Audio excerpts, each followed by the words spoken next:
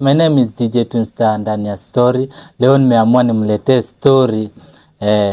Kila siku mimi ndo namletea story, lakini leo nimesema wacha nitafute mtu atupigie story yake. Atuambie venye tuisikize. Karibu sana. Asante sana. Nashukuru kwa Mungu kwa nafasi ambayo amenipatia. Na nashukuru pia kwako kwa nafasi ambayo amenipatia.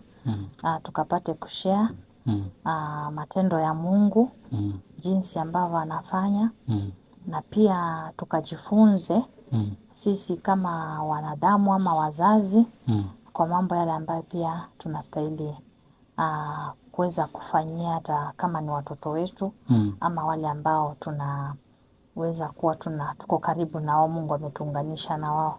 Kwa hivyo nashukuru sana kwa nafasi hii, hata kwa wasikilizaji wetu. Asanteni sana, karibuni. Tukapate kufunzana moja mbili na Mungu wetu atukuzwe. Amen. So story ya leo ama story ile ambayo ningependa kushare na nyinyi. Kuna siku ni miaka imepita kadhaa.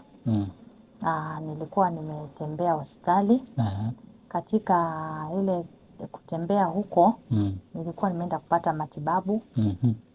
Na nilipofika nikiendelea kuhudumiwa nikawa nimekutana na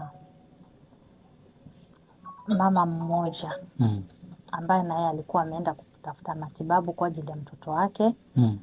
Na mtoto huyo alikuwa anazirai. Na katika hivyo tukawa mimi nimetumwa lab. Kama vile kila mtu amewahi enda hospitali akatumwa lab. So na yeye alikuwa ametumwa lab. Wakiwa nangojea matibabu majibu ya lab, na mimi nikawa nimewasilisha yangu. Nikakuta amesaidiwa mtoto na siwezi sema ni rafiki, maana walipatana bado hospitali kama mimi.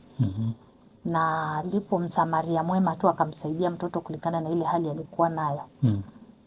Na katika hivyo mtoto alikuwa anazimia. Kule kuzimia si ya kwamba mtoto ako na ule ugonjwa wa kuzimia. Shida ilikuwa nini? Shida ni yale ni kama yani naweza sema kuna yale mahitaji ama yale mambo inafaa mtoto akuwe anafanyiwa. So kuna ule ulegevu ulikuwa katika hiyo baada ya kurudi kwa daktari. Kabla nifike hapo, mimi nilipoona huyo mtoto katika hiyo hali akijirusha hivyo, nikawauliza ya kwamba mnaweza kubali tukaombe kwa ajili ya huyu mtoto. Wakakubali. So kwa sababu ile hali ilikuwa ni mbaya, yule mama aliyebeba huyo mtoto nilikuta kama amenirushia mtoto. Sasa venye alikurushia ulifanya nini? Mimi nilikuwa tu yani ni kama Mungu alinitayarisha nikashika yule mtoto asipite chini, maana sikuwa ready kushika mtoto. Niliuliza swali na akawa ameitika. So kushika yule mtoto nikamwangalia. Nikamwambia tu fungeni macho na tuamini tuombe mtoto. Na tukaanza kuomba. Mimi baada ya kumaliza amen, nilijikuta yule mama amenipea mtoto amedisappear. Na huyo mwingine mama wa mtoto naye ameniwekea mgongo, anaangalia pande ile na mtoto niko naye hapa. Mimi nikamshukuru Mungu, maana katika ile hali ya kuwekelea mtoto mkono na kumwombea, Mungu alitenda jambo jipya. Maana kule kuzimia kulikoma hapo. Na nikashukuru Mungu sana kwa jinsi ambavyo alijitukuza. Kabisa hapo mkono wa Mungu ilionekana. So tukatoka hapo, huyo mama akakataa mtoto, alikuwa anaogopa mtoto wake. Nikawa sasa mimi siwezi endelea kupata ile matibabu. Ni ya kwamba nishughulikie mtoto sasa. Sasa mtoto amerudi wako. Amerudi wangu. Na ikawa hivyo. Wale lab technicians wakaja wakanipea results za mtoto. Tukiwa na mamake hapo, nikiendelea tu kumtia moyo. Na katika hivyo tukihojiana bado na yeye ndio nijue mtoto hata anaitwa nani, ako na shida gani. Na nikapewa zile results, nikarudisha mtoto kwa daktari. Katika hivyo ikawa ya kwamba huyu mtoto hana ile kitu ya kwanza, amekosa chakula. Ndio inamfanya damu imekuwa chini mpaka ameanza ile kuzimia. Mama akiulizwa anasema ya kwamba mtoto hapendi chakula, hapendi mboga, yeye hukula tu chips. So nikabaki na katika hivyo akaambiwa mtoto anaadmitiwa. Na mtoto kweli aliweza kuadmitiwa. Nikapeleka mtoto ward, maana mama yake alikuwa anamuogopa kulingana na ile hali. So nilipopeleka mtoto ward na tangu tuliomba hiyo, Mungu alimaliza hiyo kuzirai, ilikoma hapo. Na nikawa na sababu kubwa sana ya kumtukuza Mungu. Na tulipopeleka mtoto ward akapewa kitanda. Ikawa ni masaa ya saa 12 jioni. Na hebu nikuulize, huyo mama mwingine mlipatana naye mahali ama venye alitoka hapo? Alienda sijui, hata kama tulipatana hata singemuona, singemjua. Kwa sababu ni ile unaona tu vile mtoto anajirusha. So mimi yangu nilihurumia yule mtoto na nikajua kwamba kuna Mungu anayeweza kuponya. Kuna Mungu ambaye anaweza badilisha hali. So nikasikia tu tuombe na mtoto. Na nilipowaomba ruhusa wakanikubalia, mimi akili yangu ilikuwa kwa mtoto. So hata huyu, hata kama tulipishana on the process, singeweza hata kumtambua. So ikawa hivyo. Mtoto tulipofika hospitali hiyo 6 nikakuta na masaa ya chakula. Nikapewa chakula. Na nikaamini ya kwamba huyu mtoto atakula. Nimeambiwa hawezi kula. Nikaamini ya kwamba atakula. Na nikaambia mama yake kuwa na imani ya kwamba huyu mtoto atakula. Si unasema huwa hapendi chakula, huyu mtoto atakula. Na nikawa nimepewa chakula ambayo ni maharagwe na mchele, wali mweupe, na nikalisha mtoto. Mtoto akala. Na kutoka hapo sasa nikaambia mama yake mtoto ako sawa, na ukubali ya kwamba mtoto amepona. Tii masharti yale ambayo utapewa na madaktari. Na ufuatilie na utie bidii katika hali ya kulisha mtoto chakula, si chips. Na nikashukuru Mungu hapo, na mimi sasa nikaenda. Ikawa singeweza sasa kutibiwa.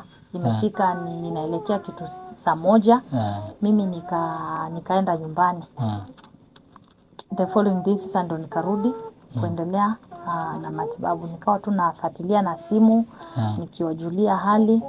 Na mtoto alipona. Na mtoto wako mzima. Ni muda tu kama wa miezi kadhaa hivi sijaweza kuongea na wao. Ama maybe inaweza kuwa hata imefika mwaka, huenda ikawa. Lakini huyo mtoto ni mtu sasa ameenda shule, ni mtu mkubwa saa hii. So namshukuru Mungu kwa ajili ya hilo. Yangu ni kwa wazazi. Mungu anapotubariki na watoto, tusikue walegevu katika kuwashughulikia.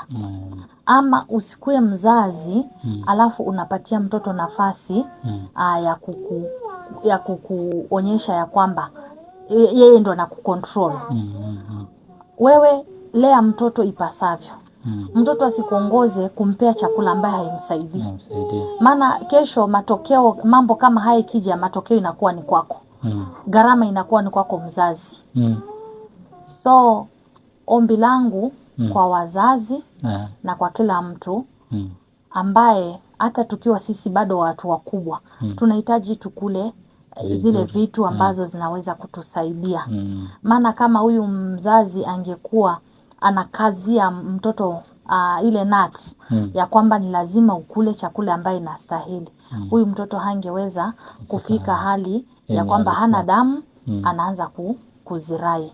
So tafadhali, ni ombi langu kwa kila mzazi, tujukumike, tuweze kile ambacho unapata. Shukuru Mungu kwa kile ambacho umepata, hata kama ni kidogo.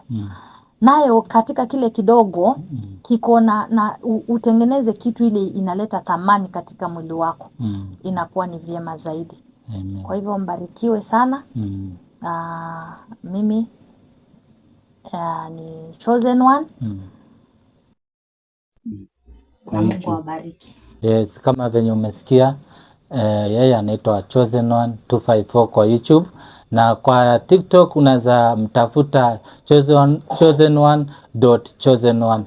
Utapata anaimba, yeye ni mwimbaji, yeye ni mshauri, yeye ni anahubiri, anafanya mambo mingi. So ukifika kwa hiyo channel yake tafadhali mfollow na ufollow hii, ambapo tukienda tukipata story nyingine tutakuletea.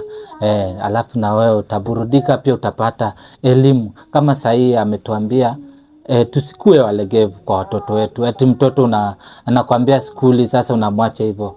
Mzingatie, hata kama kumfanya unamchapa ama kumtishia utamchapa, sio tumchape, but unamtishia kama unamchapa ili akule ile chakula, ndio baadaye asikupatie kazi. Unaona kama huyu alikataa mtoto kwa sababu ya anamuogopa, anaona sasa huyu sasa anafanya nini, hata yani alipaniki, kama alikuwa amebaki tu akilia juu atafanya nini.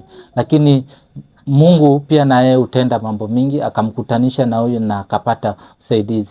So wewe uko hapo nyumbani unasikiza hizi story zangu, tafadhali na kuomba, mtoto kama analilia usikubali akuambie eti nataka chips. Mpate kenye unaona ni kizuri, matunda nini. Hiyo chips hiyo anakula, lakini haifanyi kitu yote, ni mafuta tu inaongezeka kwa mwili ambapo haimsaidii. So follow hii page na ufollow.